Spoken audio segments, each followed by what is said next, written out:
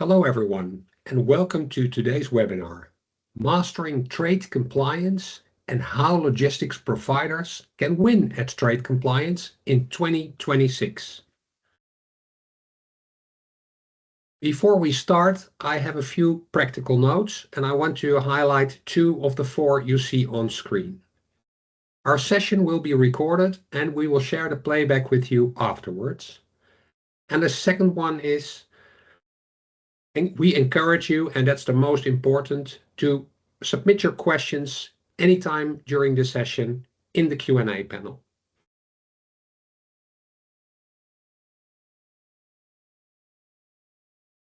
As many of you know, 2025 really marked a turning point for trade compliance. We've seen record fines, we've seen much tighter export control enforcements, and we've seen a sharp rise in personal accountability across the whole logistics chain. What has made it very clear is that compliance is no longer the responsibility of one department or just one actor. It is now shared across the whole partner involved, across every partner involved in moving goods globally. As we look ahead, 2026 is all about keeping up and adapting. It is about strengthening data reliability. It's also about improving collaboration across partners. And it's also, at last, finding smarter and more consistent ways to manage export control and sanctions compliance. And those topics are exactly what we're here to unpack for you today. Before we start, I would like to introduce our speakers, and I'm very pleased to introduce our professionals to you. First of all, I would like to have a short introduction for Danny. Danny Arendse is the founder and CEO of QCargo Solutions. Danny brings more than 2 decades of logistics experience advising logistic professionals throughout the whole industry of logistics. Second of our speakers is Siebrand de Meijer. Siebrand is a partner and CTO of Safe Trade Corridors. Siebrand has a massive track record in trade compliance, and he is very committed to delivering high-quality data solution across the whole compliance domain. And last but not least, our very own Geert Rensen. Geert is the founder and CCO of Be Informed.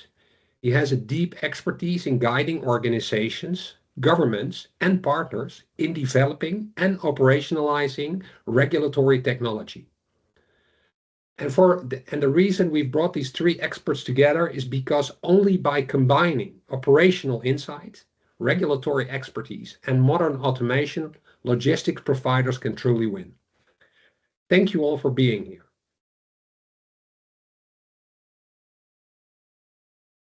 And as you see on screen, we have a short agenda, and that's here to structure today's session. We will be walking you through 3 key areas. The first one is reflecting on 2025. What did 2025 teach us from fines and liability to our manual processes constantly fell short? The second one is exploring how export controls and shared data across the partners can reinforce compliance and reduce risks. And finally, and third, how automation builds up on that foundation by improving accuracy, speed, and control in a way manual work simply can't. We will end the session, which I already pointed out, with a live Q&A, so feel free to submit your questions throughout the session. As a first speaker, I would like to hand it over to Danny.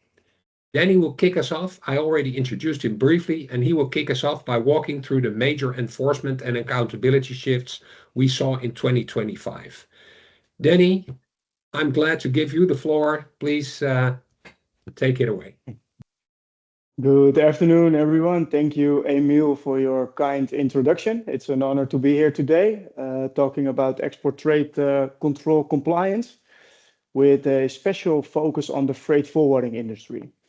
Let me start by sharing a little bit about my own journey. I've worked my way through nearly every role in logistics, from being a warehouse employee to an export, import, and customs agent, and ultimately responsible for the quality and compliance department at a large freight forwarder. This hands-on experience gave me first-hand insight into the challenges that we face daily, the administrative burden, the compliance risks, and the complexity of staying on top of constantly changing regulations. That's the reason why I founded QCargo Solutions, to provide simple, practical solutions for an industry I know inside out. Our mission is built on three key pillars: speed, adaptability, and affordability. Let's talk about the changing world we operate in. The romantic era of straightforward international trade is behind us. Export control, once primarily focused on preventing the spread of mass destruction weapons, has evolved dramatically. Today, it is also used to control strategic goods and protect local economies, making it much broader and more complex challenge.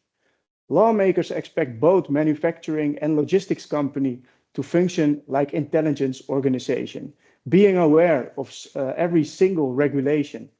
Well, I can tell you they are not. The truth is that most small and mid-sized freight forwarders don't have the budget or internal expertise to keep track of all these trade compliance regulations. As you can see on this slide, the total number of enforcement cases has increased tremendously over the last couple of years. The good news is that less than 1% of these cases end up in an actual conviction. However, the bad news is that the majority of these enforcement cases are ending up as a settlement, which means companies are still facing significant financial and reputational consequences, even without formal convictions.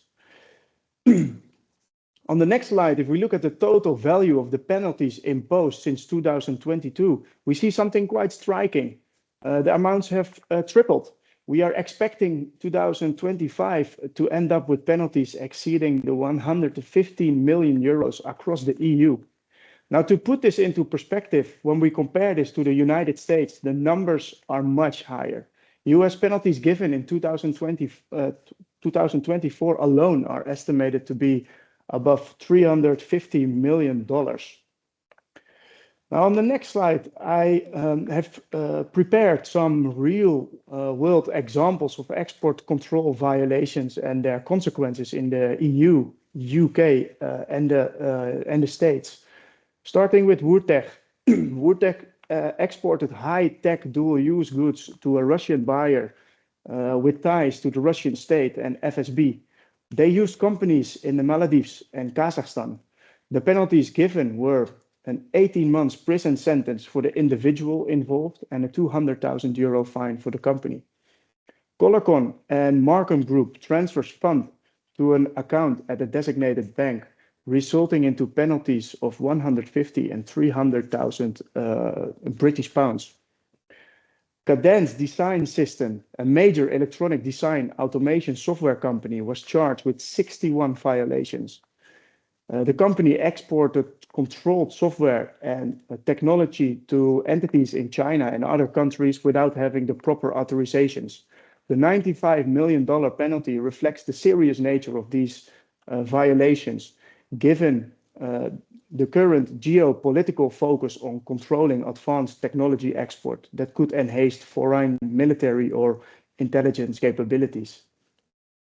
The Boeing company was charged with 199 violations of the International Traffic in Arms Regulation, the ITAR, related to unauthorized export and disclosures of defense articles and technical data.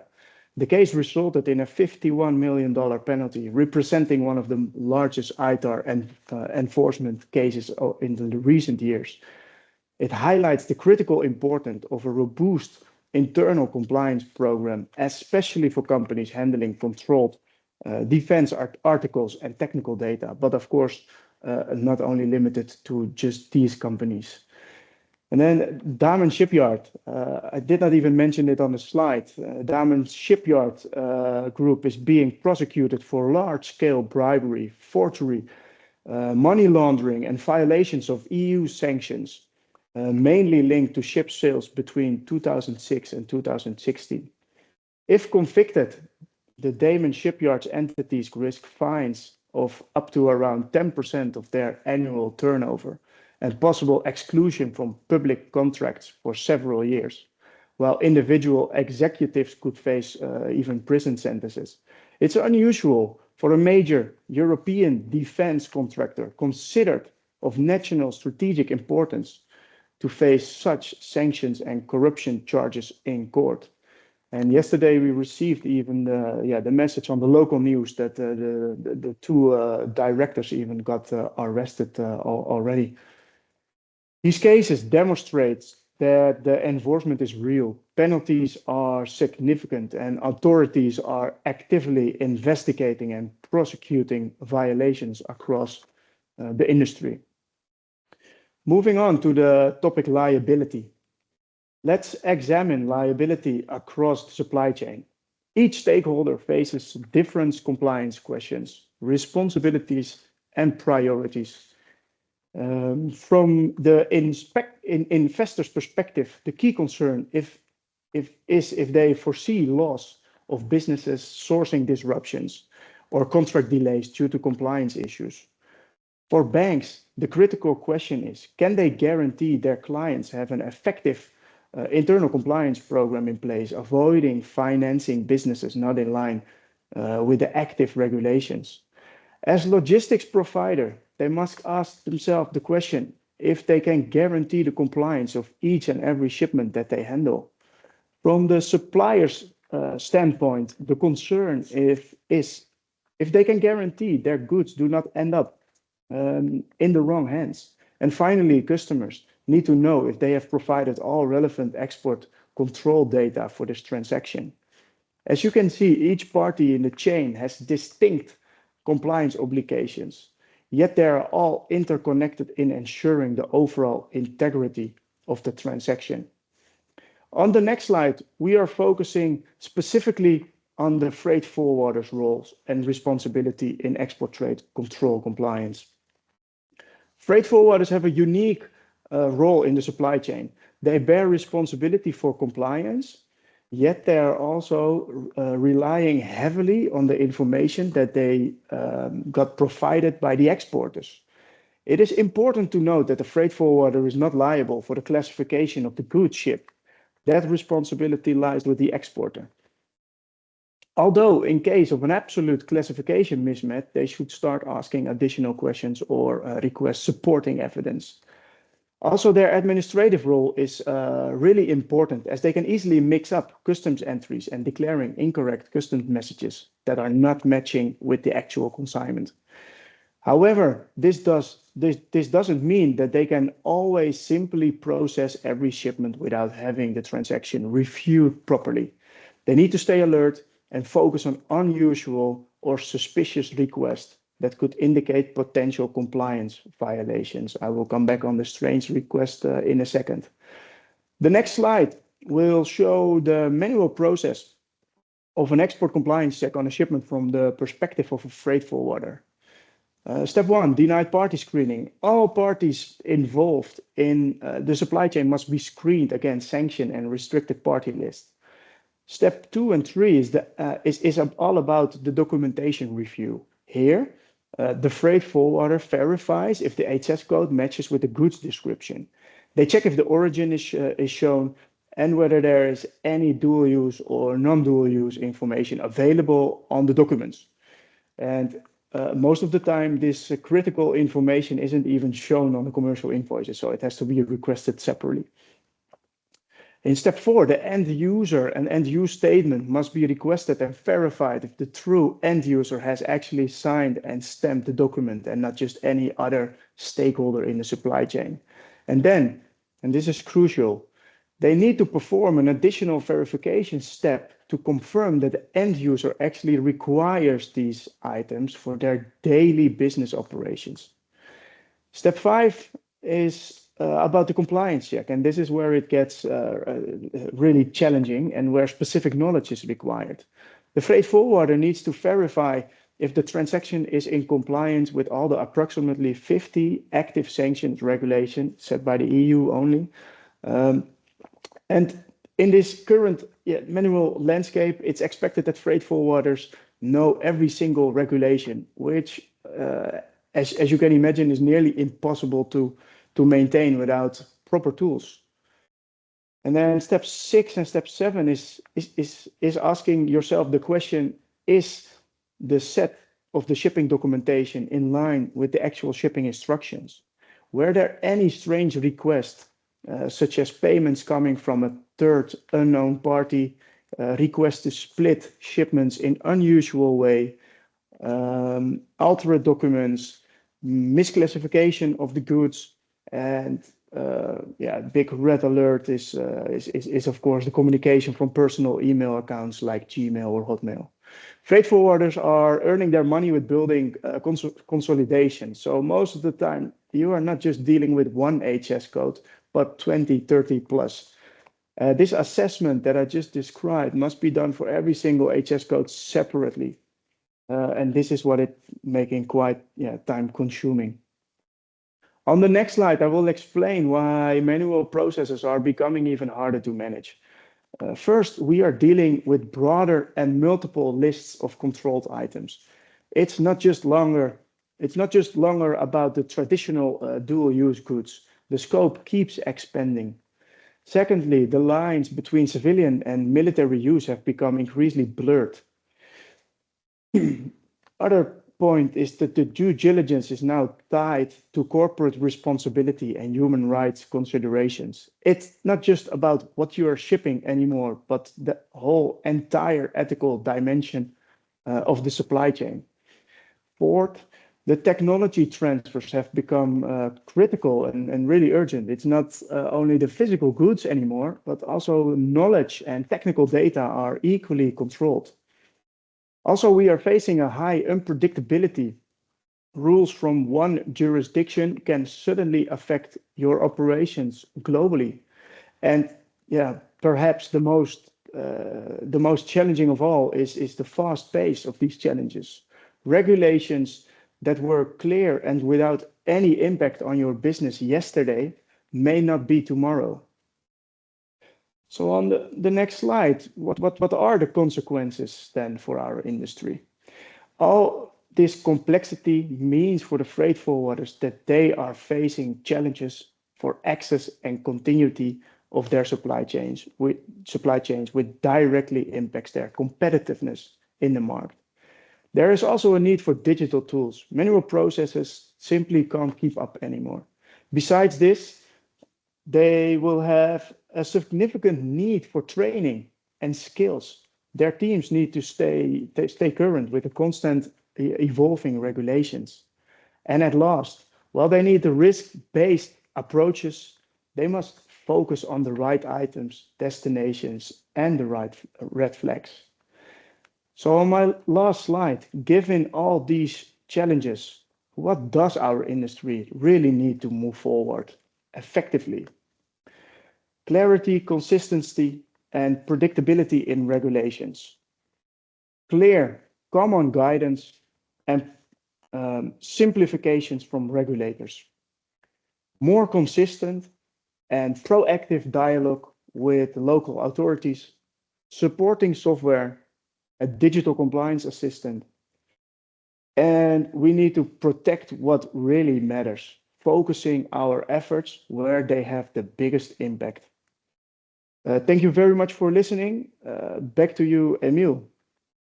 Thank you very much, Danny, for your contribution. And I think very interesting. Thank you for walking us through that and a clear overview of how the enforcement is tightening and what it means for organization across the logistics chain. You took us to the recent cases like dam and shipyards, which is very new.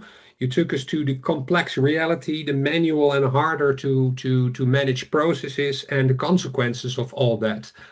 Having said that, if there's one question you get from your customers oftenly regarding this topic, what would that be? And do you have a lot of discussions around that? Good question. Well, the majority of the freight forwarders I'm in direct contact with, they don't even have an internal compliance program in place. So their first question is, okay, what can I do to, what measures do we have to set internally? in order to minimize the risk. So yeah, the key takeaway that I give to them is start with a risk assessment to measure how big your current exposure is based on, for example, your historical shipment data. Okay, thank you for sharing that with the audience, Danny. To build on that, I would like to introduce, which I already did briefly, Siebrand, our next speaker.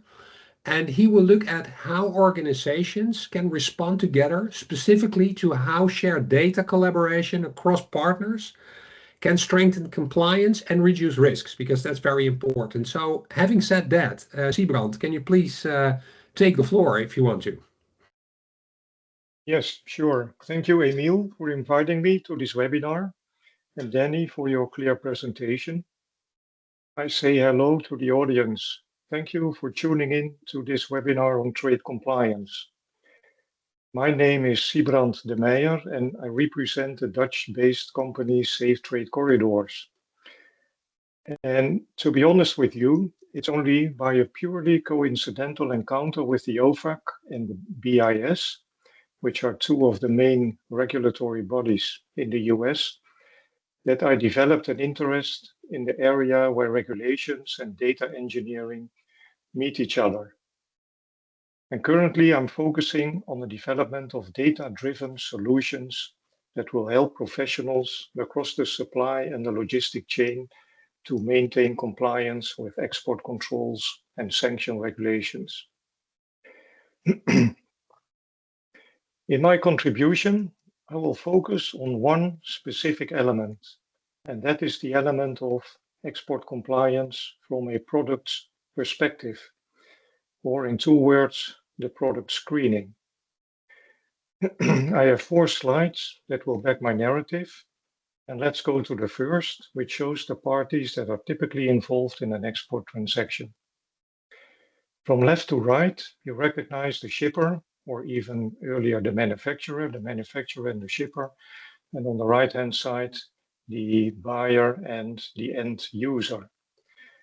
And the compliance check can simply be put as the shipper has to check the export of a product to a buyer against the regulations. And by doing so, he will find out if any restrictions exist, if the export can proceed but under certain conditions, which are then captured in a license, or if the export is totally prohibited. And this screening has to consider 4 aspects in conjunction. And these aspects are well known, I guess, and they are referred to as the 4 Ws. Who is the buyer and the end user? And where is the export directed at in geographical terms, but also in jurisdictional terms? What is the end use of the product? And the 4th element, what are the characteristics of the product? And all these elements have to be looked at in light of the regulations that are implemented and enforced by the applicable regulatory bodies. I'm afraid I have to admit that export compliance is not a very trending topic. And that's because it costs money, it frustrates the process, and it has no direct added value for any of the operators in the logistic chain. Let's move to the second slide and take a closer look from a process perspective. Like Danny already explained, each party in the logistic chain has a certain responsibility in the compliance check. And a good reason for that is that an originally planned trade lane is not cast in stone. Routes and destinations, buyers and end users, they all may change during the process. And even the product can be modified somewhere along the line. Another good reason is that not all parties in the chain are well equipped to do certain checks. Yeah, like the manufacturer, which is best equipped to do the product classification and somewhere further down the line, other parties are better equipped to determine what the final destination of a product will be. The result of all this is that similar checks are conducted at multiple stages by different operators, each having their particular focus and resources and expertise. And this results in a variety in depth and in quality of the screenings, and leads inevitably to gaps and to duplications of efforts. The further away in the supply chain from the manufacturer, the less knowledge about the characteristics of a product exists. And as I said, it's the manufacturer of a product that is in the best position to classify its products, either in terms of HS code, but also in terms of dual use and military control lists. And only a few manufacturers take this seriously. And if available at all, this information is not consistently shared with other operators in the logistics chain. And it's obvious that the absence of such product classifications will result in inaccurate and unreliable product screenings down the line.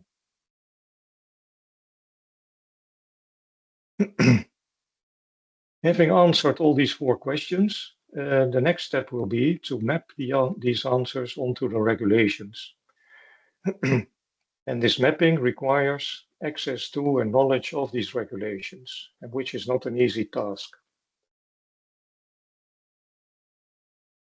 And certainly not with the ever-expanding regulatory scope.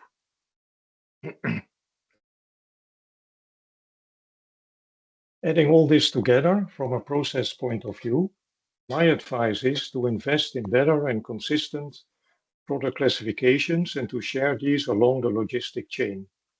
And that would make the answer to the what question readily available to all parties in the chain, and without the need to invest in all sorts of technical and data-driven solutions to literally find out what product is in the box. You will find it on the documents that are accompanied with the box. My other advice here is to coordinate the screening efforts in the logistic chain. I think the slides are going faster than I am. Thank you.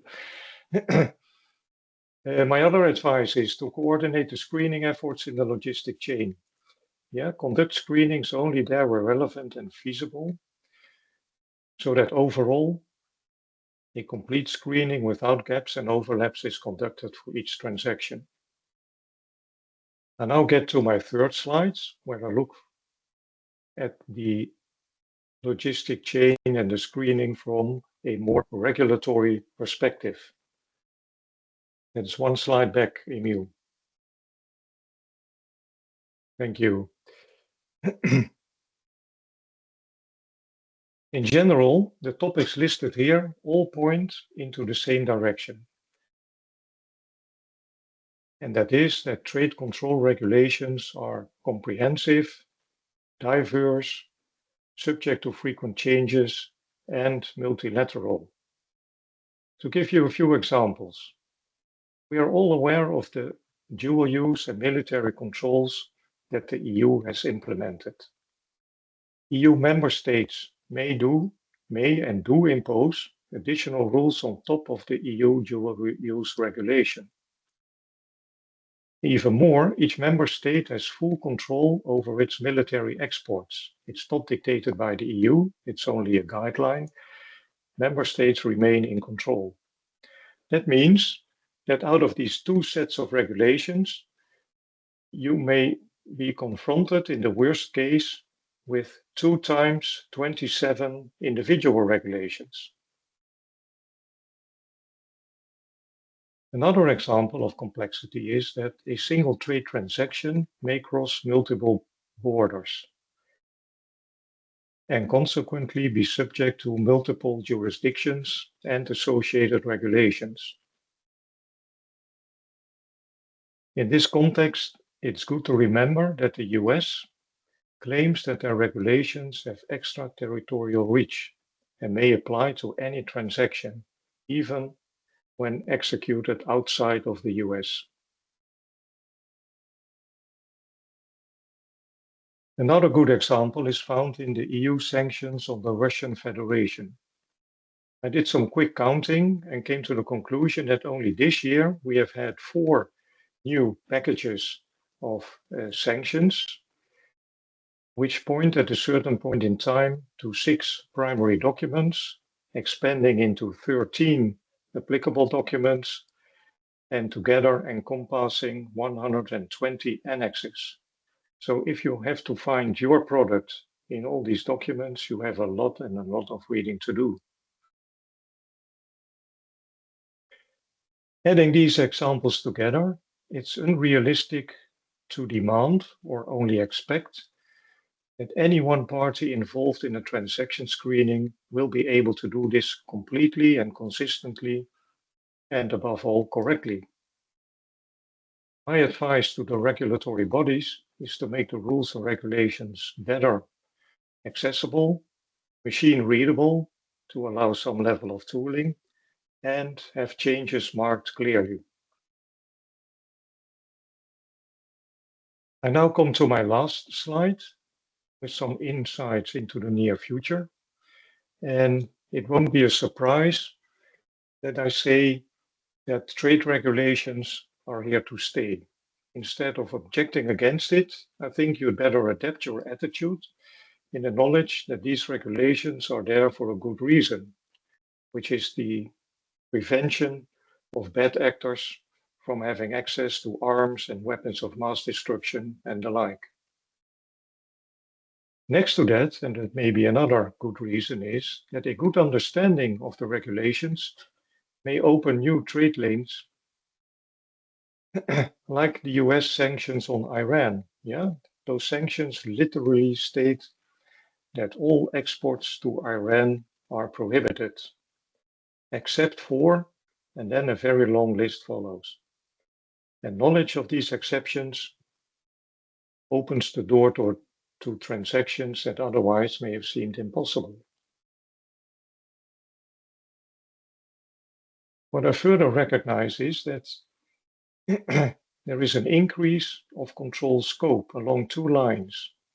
First of all, of course, the adding of new products like quantum technology and semiconductor manufacturing equipment, advanced integrated circuits and the like.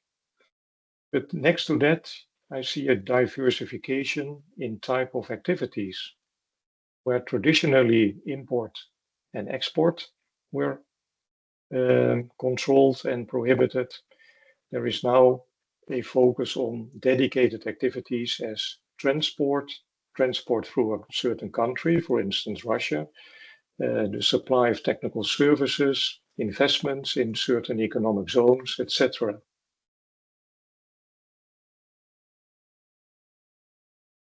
And to be able to manage this properly, I turn again to the topic of the classification of products as being one of the 4 keys, one of the 4 W's in the screening process. Sharing of this information across the logistic chain will certainly help.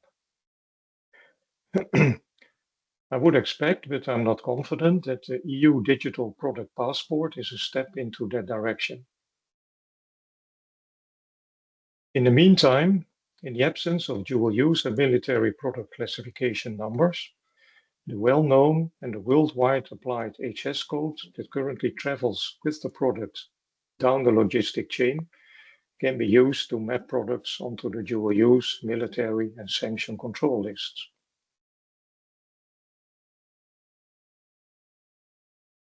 And then there is the focus of the regulatory enforcement on evasive trade routes. As we know from the battlefield in Ukraine, many of the sanctioned products are still being supplied to the Russian Federation, in spite of strict sanctions on that supply. Certain countries are well known for the risk of facilitating transshipments to Russia, like Kyrgyzstan, Mongolia, Armenia, and others. And this risk of sanction evasion can be mitigated by, for instance, the incorporation of contractual conditions and also by addressing this phenomena in your risk analysis prior to any shipment.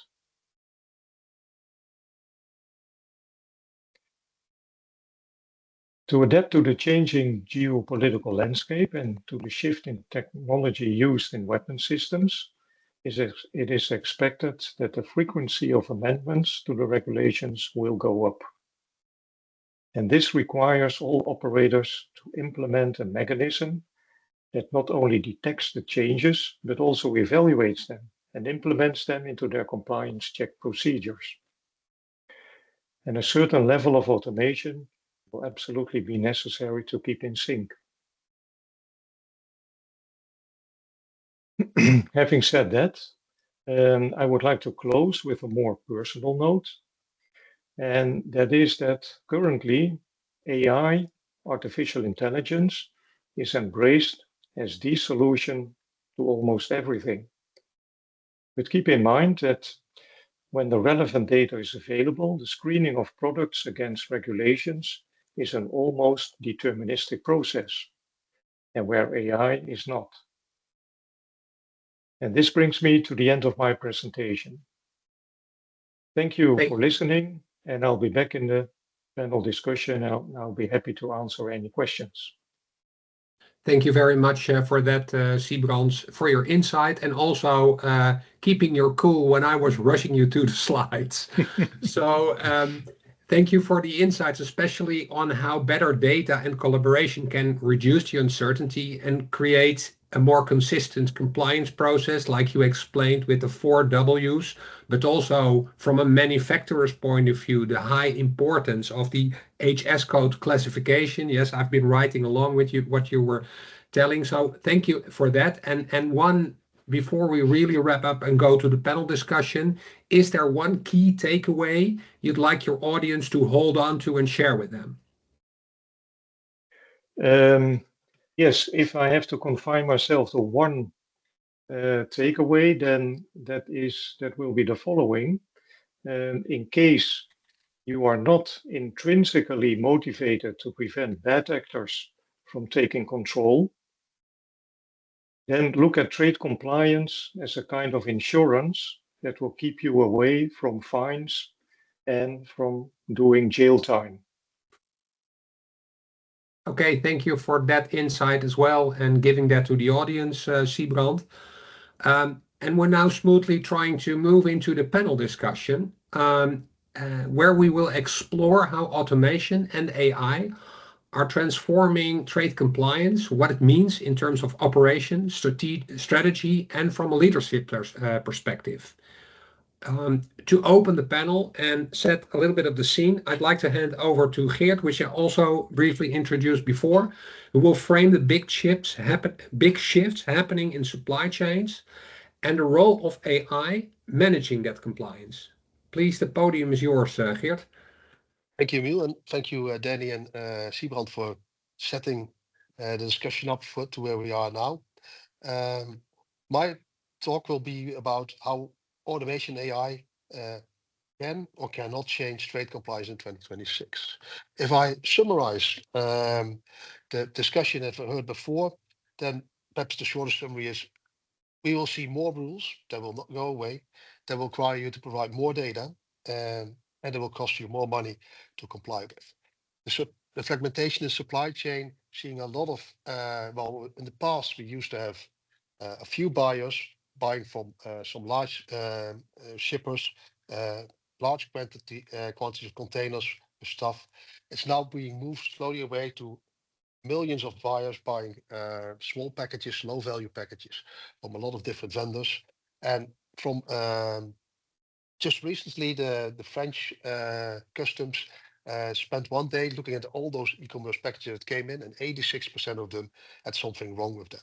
So you'll see this fragmentation, bad actors using that will result in more and more requests on checking stuff. We're also seeing the political shifts that have been discussed, where we used to have a lot of organizations countries working together on the global agreement on trade and tariffs, we now see that organizations start slapping tariffs upon each other, engage in bilateral deals, which for us means more regulation that we have to check. And we see that due to the tensions that there are, export controls, as Siebrand explained, are going up. And next to that, the scrutiny we see that there's a lot of new regulations coming up that require more data. And the question is, can we use AI to help us support that? If you look at the report from the WTO about trading with intelligence, the estimates are really positive. We currently estimate that 50% of all tasks that are being performed by humans can be performed faster and at the same level of quality with AI. And the WTO thinks that AI has a potential to transform logistics, and we already see that happening, where agentic AI is taking over a lot of tasks in the logistics supply chain. That comes together in an estimate that AI could help reduce the cost of compliance by 70%. And that's necessary too, because on the other hand, there's customs agencies that are on a large scale also using the same technologies to identify risks in the supply chain. And if you have not taken your due diligence, you'll be caught with your pants down. That's for us at Be Informed and the University of Amsterdam and the Dutch Foundation for Applied Research. A reason why we've set up a lab, an open innovation lab, large language models for logistics, dedicated to the help develop the AI solutions necessary for this and ensure compliance, AI in compliance.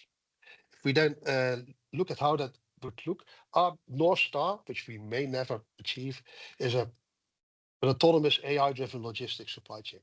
What would that look like? Well, something like a shipper's or a buyer's agentic AI agent will call the shipper's agent and negotiate a price. The agent then at the shipper side will look whether this transaction can take place by looking at the 4 Ws as Siebrand provided. Will pick, pack, and label all the goods, create all the required documentation, contact a shipper, a freight forwarder agent, negotiates for pricing, etc. Agents that cooperate with each other, and each agent will then, based on the requirements that are there, every agent will have legal requirements that have to be fed into that, make sure that the transaction can take place. No humans involved. Will this work? If you then look at an experiment that the University of Amsterdam, together with KPMG, conducted in our lab, you'll see that they try to do this. Can we create a zero-person company in which we only have AI agents that together, a CEO, a CFO, work together and create a business? The idea in this situation was relatively simple still. The AI agents came up with the conclusion that they would sell art on glass and personalize that for you.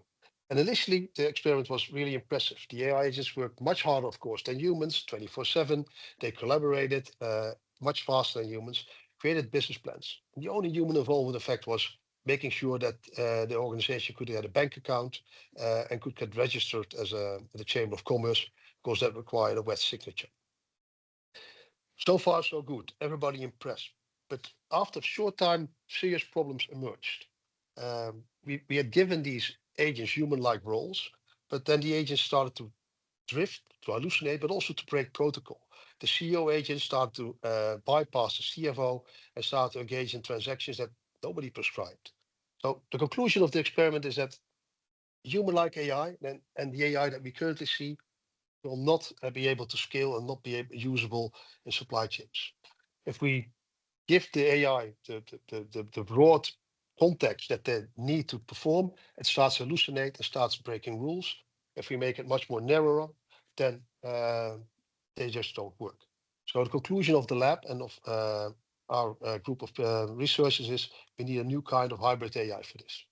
If we then look at that in relationship to compliance. Next slide, please. We see that AI holds the promise to transform logistics, but struggles with compliance. And why is that? Because compliance is a complex, multi-step process. You don't only need to understand the regulations that apply to a transaction, but also understanding the transaction requires that you take data from commercial invoices, compare that data with other information that you've received to see if there's nobody and no bad actors involved. Look if the HS close correct. Try to look for evasion, and then look at the specific route that is going to undertake, which then includes the regulations that need to be involved in this assessment. So it's a complex process, and as we saw in the previous experiment, it will not. AI cannot just do that. It will not say that AI can do a lot of individual tasks in this process. But asking ChatGPT if you can ship something to India, and I just tried it before this meeting, tried to ask whether we can ship ball bearings to India. The answer is, well, 30% wrong, more or less. A lot of information is there is really credible, but also wrong. So what we would need to move forward to that is a new hybrid approach to AI, and that's what we've been looking at developing in our ITTS product and in the lab. So a way to have a deterministic process, tell the different agents what they need to do, small task agents that can do some work at the perception of what is happening in the transaction, understand that, and all these agents should be constrained by machine readable regulations. And for me, that's the biggest challenge moving forward. How do we get to a way that we have machine readable versions of the regulations that we can use to ensure compliance? That's my introduction. Thank you very much, Geert. I think you just laid a powerful foundation for the panel discussion and conversation. I would like to build on that by exploring how automation is reshaping compliance in practice, starting with what's happening on the operational front. Danny, if I may reach out to you first, based on what you're seeing today, where is automation having the most visible impact? Whether that's reducing manual workload, like we talked about before, improving accuracy, or simply speeding up processes. What's your take on that? Yeah, on all the three areas basically, and we heard it already before during this webinar. One of the biggest challenges that we are currently facing is that we have to deal with a lot of unstructured data. Information is coming to the freight forwarders in all different kind of formats: emails, spreadsheets, PDFs, handwritten notes. And yeah, this is where AI helps us to change unstructured data into structured data and actionable data. So when we are talking about compliance assessment, and yeah, together with your team, Emil, we successfully managed to build a compliance assistant. Listen very carefully, everyone, assistant, where we use AI to retrieve relevant information from the shipping documents, and then only select the relevant regulations and pass it back to the compliance officer. So 99% of the non-relevant regulations are just, yeah, are off the table. So the compliance officer only has to focus on the regulations that does matter for that specific transaction. Okay, thank you, Danny. And Geert, tapping into that from your perspective, where are these changes most noticeable, especially when it comes to day-to-day compliance operations? I think if we would, in the previous slide, the understanding of the transaction, that's where most of the AI currently is being deployed, using AI to understand the unstructured documents that come in, compare that against available data, detecting anomalies when you have commercial invoices, bills of lading, perhaps changes in the routes, finding anomalies or correlations that will tell you that you have to pay attention. That's at the sensing level, at the understanding of the transaction. That's where most of the AI is currently deployed. What we're lacking is the reasoning about that. So having the machine readable version that we can make a human decision, can do away with the human decision. Currently, it's still understanding transaction and humans make sense, whether this is allowed or not. Okay, I think great insights. That was about data, about AI, about documents and correlations. And that brings us to the role of people, because people in increasingly environments, and Siebrand, let me come to you.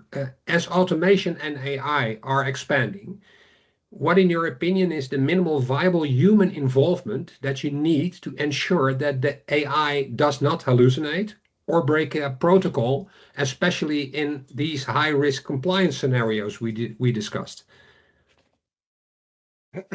Yeah, talking from my own experience with AI in this field, I would say that the expert knowledge remains still necessary until AI has proven to be on the same level or perhaps even better than the human who is now in the loop. And I've seen too many mishaps using AI to be confident that we will reach this point in the very near future. But as said before, I do believe that AI can help us on very dedicated tasks. But yeah, you have to find that out by yourself, and the only way to do that is by putting your knowledge against the output of the AI agent, and then make a judgment on the level of quality. Okay. So without your own expertise, just asking AI to solve a certain question, that is not a good idea. Okay, and Geert, I see you nodding already. Can you add a little bit perspective to that? Yeah, I totally give Siebrand there. With current versions of AI, it is the human judgment everywhere that we need. But what I do see and what I think is the major trend for the future is, and this is more philosophical perhaps, where we come to the point that we're asking machines to take over the work that we are doing. So from doing compliance, we are moving into a world where the machines will do that. Our role will then shift from doing the work to instructing the machine how they should do the work. And that is where I think machine readable regulation, deterministic logics come in. Current AI is not there yet. But we are, that's where the next phases of our developments will be. How can we construct machine readable regulations? How can we capture the knowledge that people like Siebrand have and instruct the AI to perform their duty, their jobs according to those rules? That is the future. Okay, thank you. And Geert, I think that helps us transitioning perfectly into our next topic question about the shared responsibility we see across the chain. If the industry adopts on a one-check model, how do we avoid systemic compliance blindness, where on upstream mistake compromises the whole chain? What do you think about that? That's a good question. And ideally, we would move in that direction, and we should, in fact, because now it's very expensive work. It will break, and for everybody in the supply chain is redoing it. Avoiding it, I think the main thing is that it is not check once, that the element is, but it is check once and share the verifiable logic and evidence in the supply chain so that everybody can redo that, can use the same machine readable regulations to redo the compliance check. So it can't be a black box. You have to be able to see what the logic was that somebody used and the evidence that he provided in doing the check, and only then you can trust that. Okay, thank you, Geert. And Danny, to come to you, any angles on this, any perspectives on what Geert just shared with us? I can only agree with what Geert just mentioned. Yeah. Okay, and do you also have an angle from the logistics and operational perspective, maybe? Yeah, it's still the same, Emil. So there's nothing to add from my side on this. I can only agree. Okay, fair enough. Fair enough. And I think that brings us to the natural accountability point.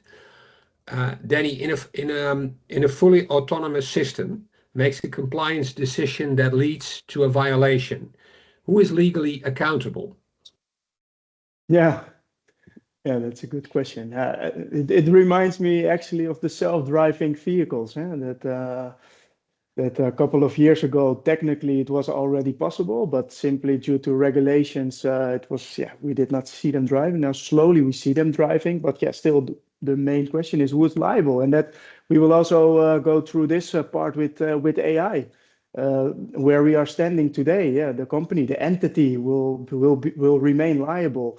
Will that ever change? Yeah, never say never, but it will take a couple of years before we can point our fingers to AI if AI makes the wrong decision. But I don't see that happening in the next couple of years. But it's going fast. If you look back to when AI was firstly introduced, we were dealing with a kind of a baby. Now, a couple of years later, we are training a toddler and to become slowly a teenager. So yeah, what can AI do when AI is grown up? It's interesting, but it's going fast. Okay, very interesting. And I would like to ask Siebrand, from your expertise, what's your view from the compliance and data standpoint? Yeah, I think there is still a lot to gain in terms of accuracy and efficiency in the compliance screening throughout the logistic chain. By focusing very dedicated on those steps that have not been addressed earlier in the chain. Yeah, what we now see is all parties do bits and pieces without relying on what has been done before. Okay. And by doing that, you can also focus on those elements that cannot be assessed in the steps before your step in the process. Like, for instance, the end destination, yeah, that may not be known to the manufacturer, but will be known to some party down the line in the logistic chain. So the manufacturer does not need to worry about that, but some other party will have to do that. Yeah. Yeah. Okay. Thank you very much, Siebrand. And I don't want to speed up things because we have a little bit of program left, but we also have a few questions. So since we got 3 minutes left, I would like to go to the Q&A. We have got a question, and I'm going to read it to you. If an AI agent remove a regulation which doesn't seem to be relevant to it, but in reality it is, how the responsibility will be shared between logistics companies and be informed? I think, Geert, because this is a be informed topic, I would like to come to you. It's a good question. And with current forms of AI, we will not let the AI decide that it will remove a regulation. And also, it perhaps is a bit naive to think that regulation in itself are instructions for a machine to execute that. Regulations, they give constraints to an organization how they should operate, and the organization itself will make policies and decides how they will implement that. So it is a little bit more complex. And certainly, for instance, I can imagine, and Siebrand mentioned that the US nexus, where the United States claims that they have extra territorial reach with their regulations. It is not black and white. And as an organization, you may decide. So our agents, they will know the regulation. We will make sure that they're ingested into the system. But as an organization, you have to decide, will I comply with these regulations? And will I ship stuff to Iran, which I may perfectly be able to do from the European perspective, but the US might object to that. So there's a human involvement there still to make those decisions. And we wouldn't let agents make those decisions. We would ask organizations to make those policy decisions and have the AI execute upon them. And I think that's also, I don't believe in a magical form of AI that knows everything. These are tools that do some stuff, some tasks faster than you can do, but they cannot make decisions for you upon this point in time. Okay. I've got another question. How do we evaluate compliance automation vendors when many claim AI-powered solutions? That is actually quite a nice question. Mm-hmm. So who wants to respond to that? Perhaps my first thing is, excusez le mot, French, don't believe the AI bullshit. That might be very good one.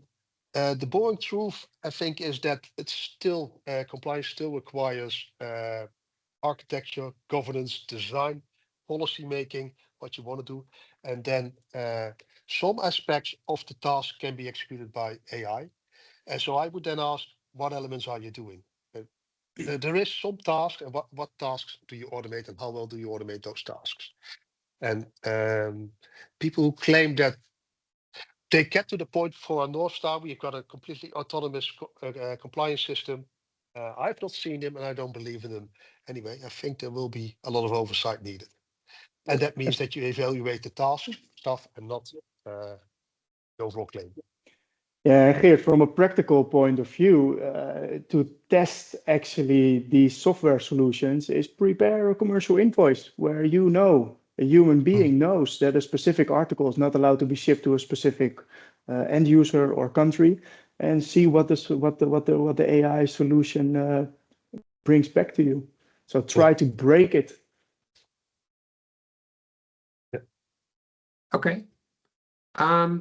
We are running a little bit out of time, but I see we still have some people live. So I really would like to put one more question to the table. How do we ensure data quality when partners use different formats and systems? Also a very interesting one. Yeah, really good question. Would you like to jump in on that one, Danny? Well, that's key, How do you guarantee that? And especially what means quality, Quality in Europe may be different than quality in the US.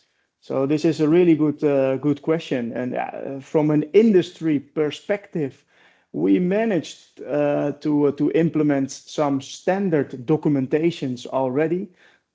Think about the CMR, the BLs, the IATA bills.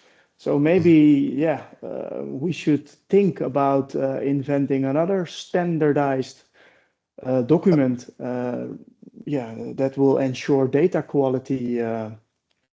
And I think AI, and that's also our experience at Being Informed, that this is an area where AI can help. When we initially developed our ITTS product, it was really much reliant on using the correct format, so that, or else the system wouldn't understand it. You had to be very precise in the information that you provided. We needed the HS codes to do the work. But now with AI, we see that it's quite easy to ingest even PDFs, different formats, and have the AI extract the data elements that you need from them, and also correlate them. If there is on one hand an HS code and another hand a description, it's very quick to make a match of those and see if they're feasible and get at least a signal. So I think that on this area, there's a lot that can be done. Still requires smart design and selecting the right technologies. But here AI can help.